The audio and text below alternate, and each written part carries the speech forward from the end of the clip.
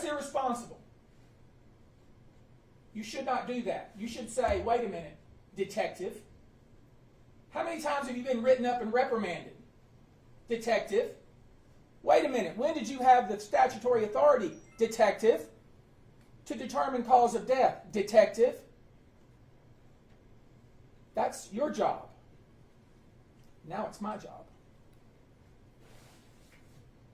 The public dissemination of information by the Austin Police Department during an investigation, the way it was done yesterday, is unethical, unprofessional, and incredibly damaging to an objective, unbiased investigation. And it's also damaging to the memory of this child.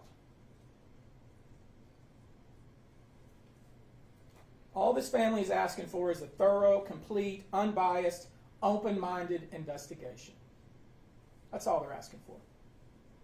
That's what any parent would ask for whose child went to college, went to a game, lost her for several hours, and then find out hours and hours later that she supposedly jumped off a balcony.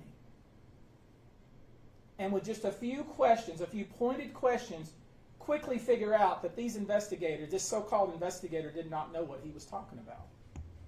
We're going to get into that. You can't close a case before you even have the cause of death from the medical examiner. Period. Full stop. You don't have that right. You don't have that authority. We have to get this right. This is not just for this family.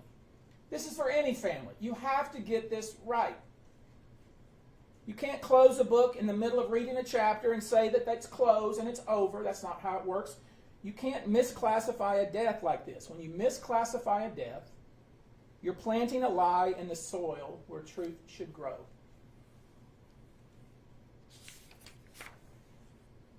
And as I said, to her credit, Stephanie Rodriguez, who's very close to her daughter, very close, talked to her daily, knew everything that she was up to, everything that she was doing.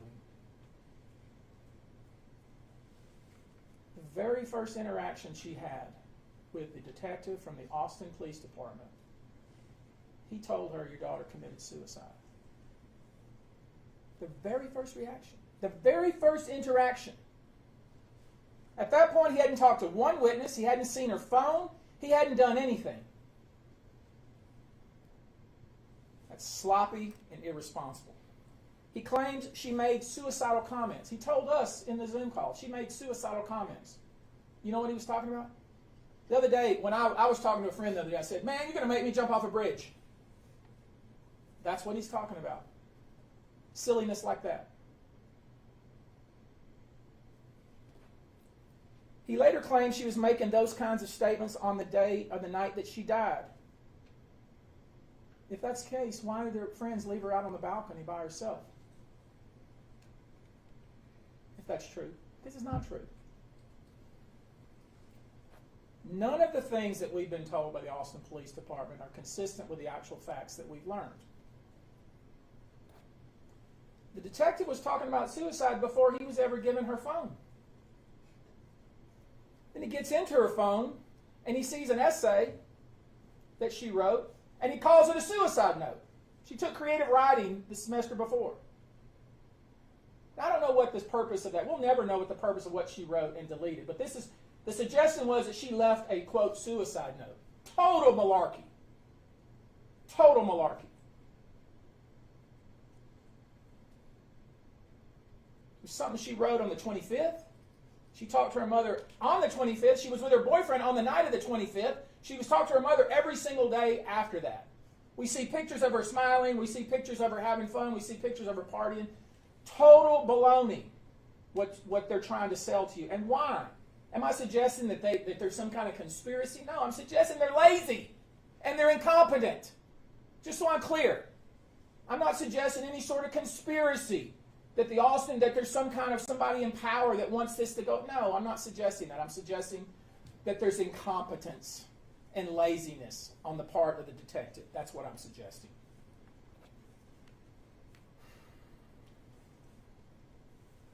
The suggestion they've made is she wrote an essay, because it's not a note. She wrote an essay on the 25th that she deleted, And then she goes and kills herself 5 days later, 4 days later. This is their logic. It's really ridiculous. So, a few things they didn't bother to even explain. I don't even know what they did, honestly. I know what we've done. We sent someone to the apartment. We had someone take the dimensions of the apartment. We had somebody measure the railing and the height of the railing. We know how tall Brianna was. She was 5'2". The railing's 44 inches. You don't fall over it.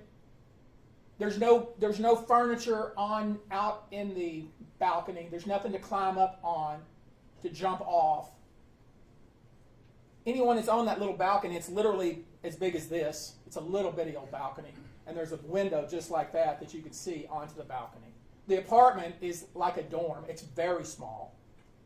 There's no way you can be in that apartment and hide. If you're in the apartment, people know you're in the apartment. It's a little small apartment. No offense to the apartment complex, but that's what it is. It's like a little double-room dorm with a small balcony with no furniture. These are easy things to find out.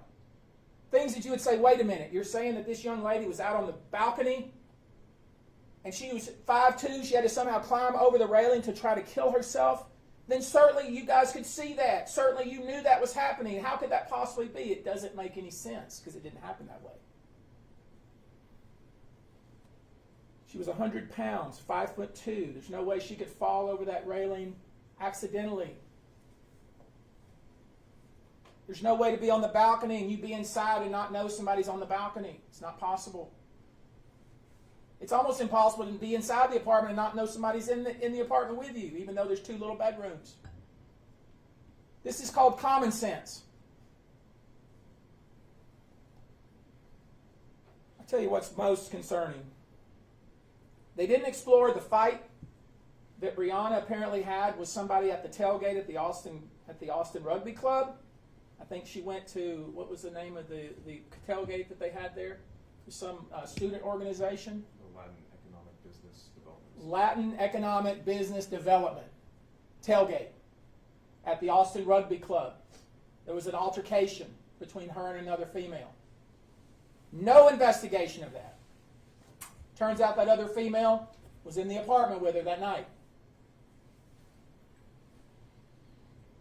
There was a witness between 12:30 and 1 a.m. who posted on TikTok. Many of you have seen it.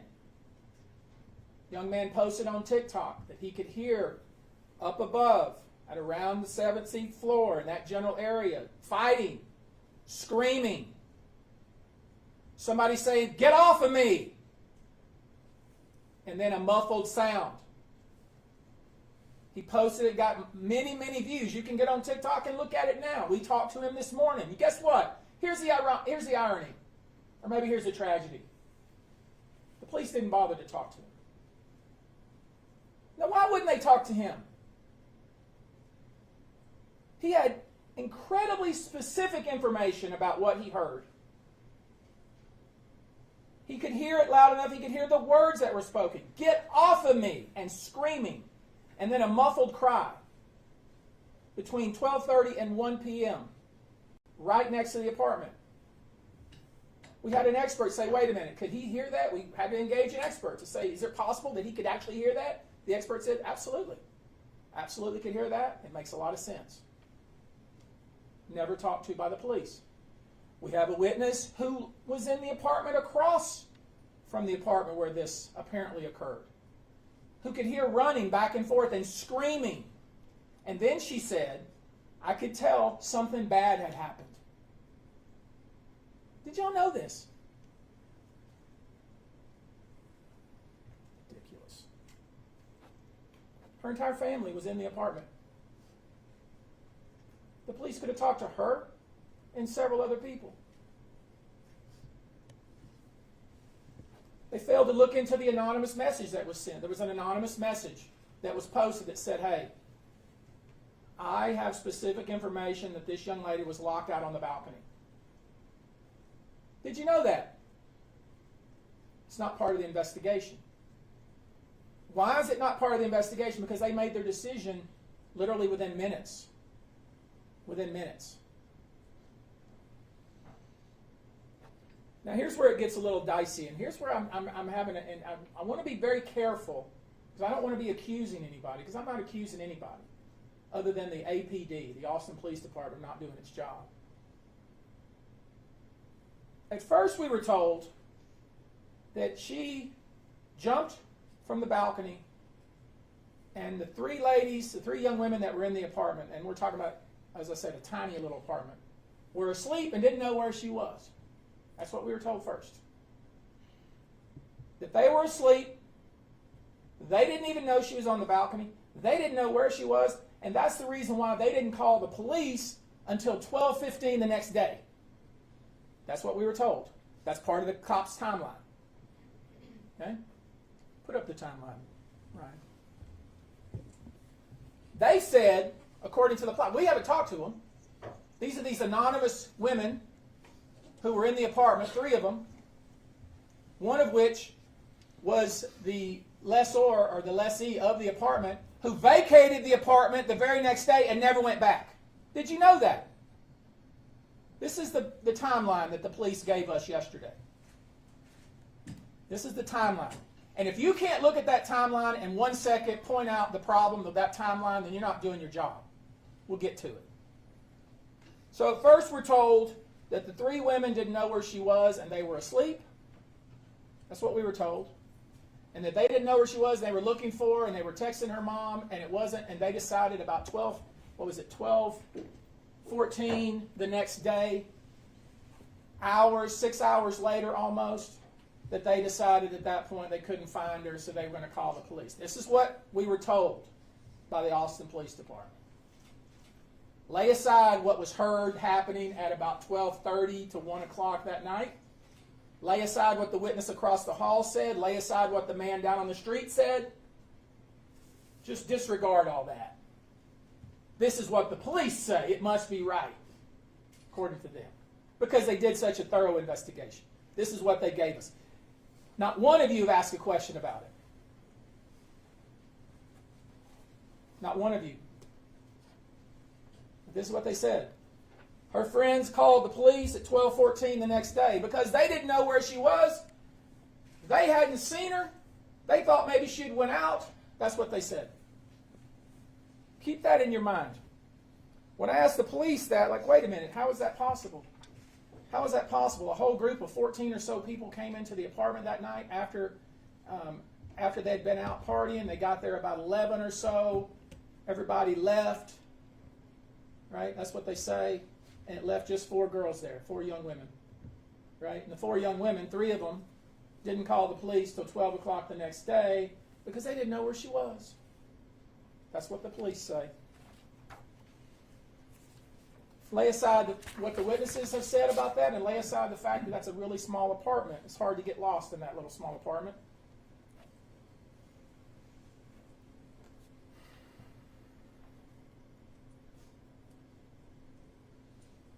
I want you to look very carefully. The first entry on the timeline. According to the police, let me walk over there.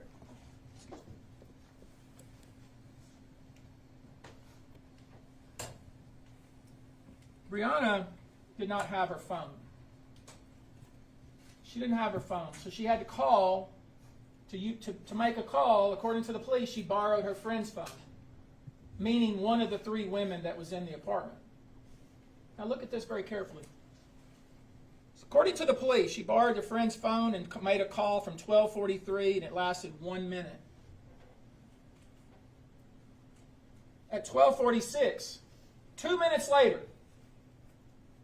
the police were responding to a 911 call because she was outside on the ground. Now do the math. So you're probably thinking, well, she must have, she hung up her friend's phone and she just jumped. She hung up the phone, she dropped it on the balcony, and she jumped. First question you should have is, where is the phone? What did she do with the phone? I asked the police that 3 different times. 3 times. They sidestepped me every time until this morning. They sidestepped me because they hadn't thought about it. Because they rushed to judgment. They finally answered the question this morning. And you know what they said to me? This morning? And they said it, and they didn't even realize what they were telling me because they're so sloppy. I made them put it in writing. I have it here. I'll read it to you. Austin Police Department did not find the phone on Miss Aguilera. Miss Aguilera returned the phone to its owner before she was seen going onto the balcony. Now, how is that possible? That is 180 degrees different than what you told us previous. That is absolutely contrary to what you told us previous. Previous, you said the 3 women were asleep. You said they didn't know where she went. But then when I asked the one question over and over and you had to answer it, then all of a sudden we realized if she did in fact use her friend's phone like they claim, if she did in fact use it for 1 minute and was found already 2 minutes later by a passerby and the police were already responding to a 911 call, think about that, what the ramifications of that are. That whoever phone she was using was standing right next to her as she went over the balcony, if she went over the balcony. Now you're saying to yourselves, well shoot, there's got to be a reasonable explanation. We should talk to the witnesses. We should investigate. We should figure this out. That's what we're saying. Now you're getting it. You sat there, and with all due respect, you all, I watched it, you all sat there, and you had this corporal, whatever he is, lead detective, and Mrs. Rodriguez will tell you how he is and her interactions with him in just one moment. But you let him stand at a podium just like this and feed you total baloney. And all you had to do is say, wait a minute, detective, wait a minute. She borrowed somebody's phone. Where is that phone? Maybe she must have went over the railing with it. She had to give somebody. No, according to him, she returned it to its owner before she was seen walking back out to the balcony. Absolutely impossible. Very suspicious. We have a problem.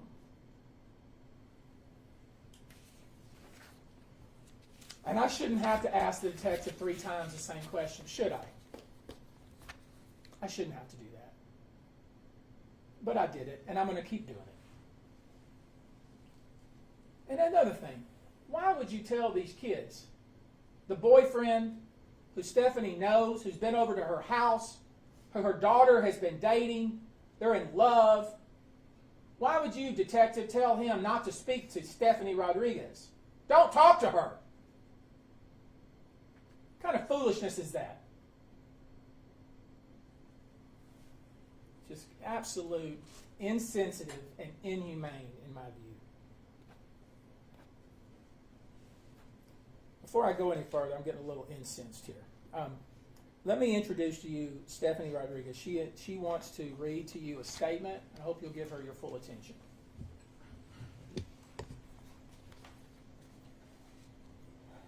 Hello, my name is Stephanie Rodriguez and I'm the mother of Brianna Aguilera. Brianna was a driven, disciplined, and caring person. She was beautiful. She was a loving daughter, a protective big sister, and a caring granddaughter. A second mom to her 2 younger brothers. Her baby was her little Yorkie, Ava. All of us were her best friend. She made everyone around her feel loved and supported. I considered her my best friend. Not just a mother-daughter relationship. We talked every day, and she would tell me everything. I miss her so much. Her brothers miss her too. Her father and grandmother miss her so much, and so do all her friends. Brianna grew up as an all-star cheerleader, an incredible athlete. She was an honor student and a member of the National Honor Society all throughout school. Christmas was her favorite time of year. She loved decorating, baking, and hiding the elf on the shelf for her little brother. Her brothers already miss her so much. Brianna graduated magna cum laude from high school. She was accepted to many colleges, but chose Texas A&M. She was studying political science and criminal justice. She was not like most young girls. She loved writing more than watching TV. Her favorite class at A&M were her creative writing classes. She dreamed of attending law school in New York and wanted to become a criminal defense lawyer. She was so smart and had such a bright future. She dreamt of a life of where she could make a difference. My daughter was not suicidal. I know my daughter better than anyone. We spoke every day. I spoke to her on the 25th, the 26th, and the 27th. Even the morning of the 28th, she was not suicidal. To the Austin police, I can deal with you being annoyed each time I called or tried to talk to you.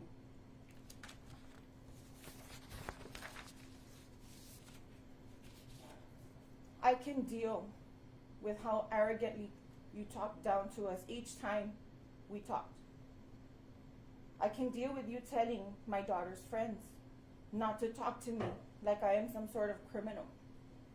But I cannot deal with you doing a news conference and saying false things about my child without a thorough investigation.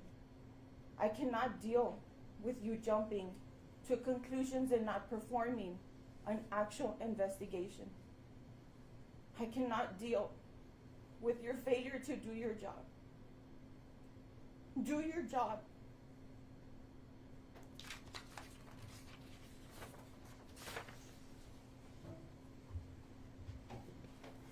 The police, as much as I've always been a supporter of the police, with all due respect to them, do not determine cause of death.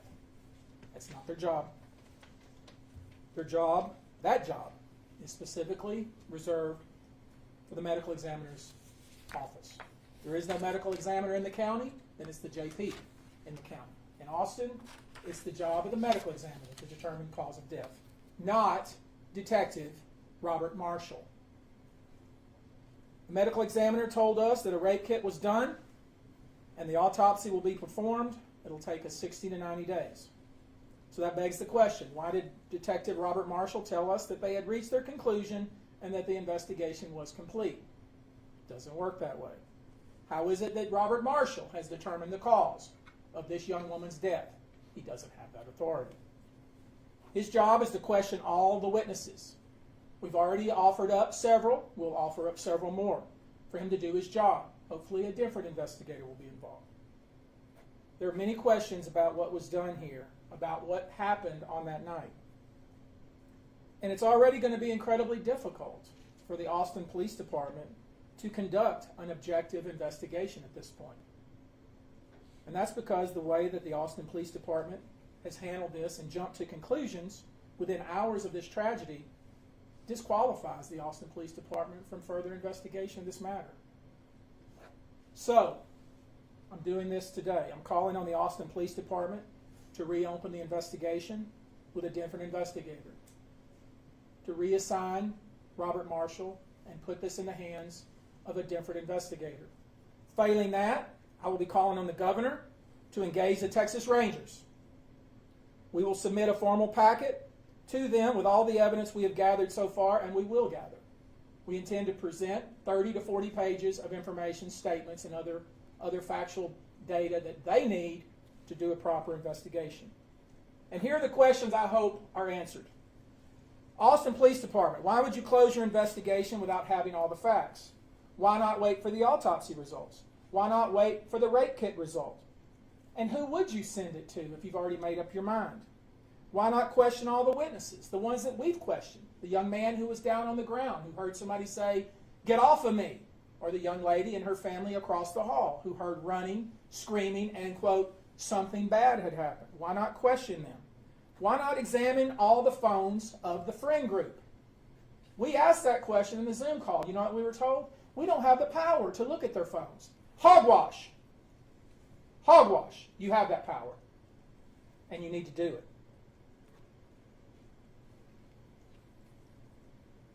Why hold a hasty press conference to announce that this young lady had killed herself without even talking to her mother to see what her affect was leading up to the 28th? You heard what she said. She knows her daughter. She knows her daughter more than anyone. Why not talk to the friends immediately? Why wait? Why wait to talk to her friend group? Why not talk to them immediately? Why did you let the owner of the apartment, that is the young woman who was leasing the apartment, vacate the apartment? Literally vacate the apartment and leave town. Why won't the boyfriend talk to us? The boyfriend that was a longtime boyfriend of this young lady and was very friendly with her mother. Why can't we see the texts? Why can't we see the phones? Where's her wallet? Where's Brianna's wallet? It's missing. They didn't tell you that, did they? I see you writing. They didn't tell you that, did you? If you would have asked the question, they would have told you that. They told you what they wanted you to hear. They didn't tell you the complete facts. Her wallet is missing. Why did her friends wait until 12:14 the next day to report her missing? If she had borrowed the phone and returned it the night of, 2 minutes before she jumped her death.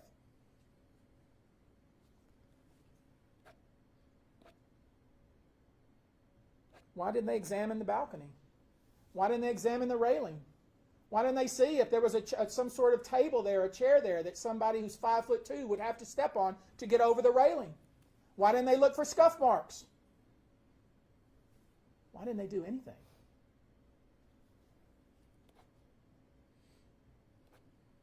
They didn't even bother to look to whether if somebody did in fact jump off the balcony, whether they would end up in the tree that's 30 some odd foot forward of the apartment. Y'all didn't ask that question either. The laws of physics aren't different in the city of Austin. You realize. The same laws of physics as exist here in Houston.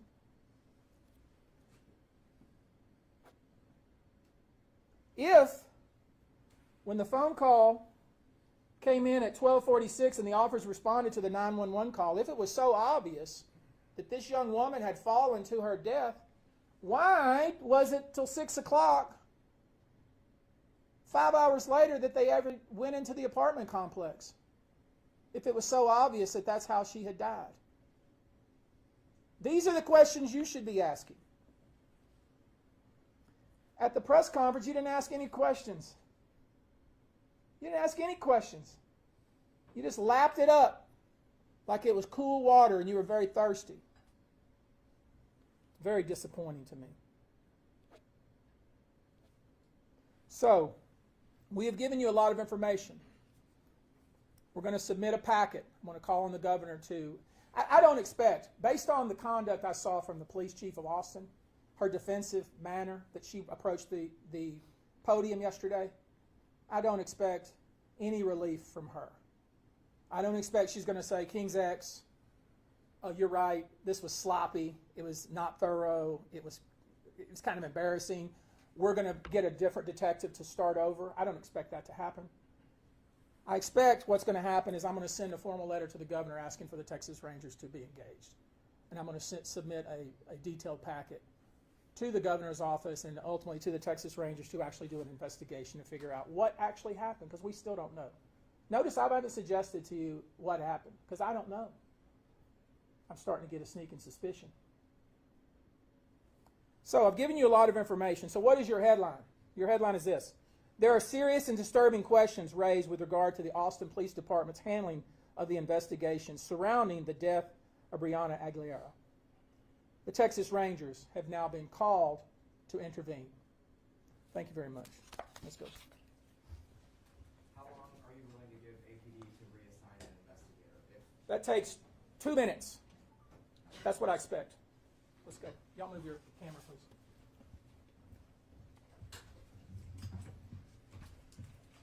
Thank you all.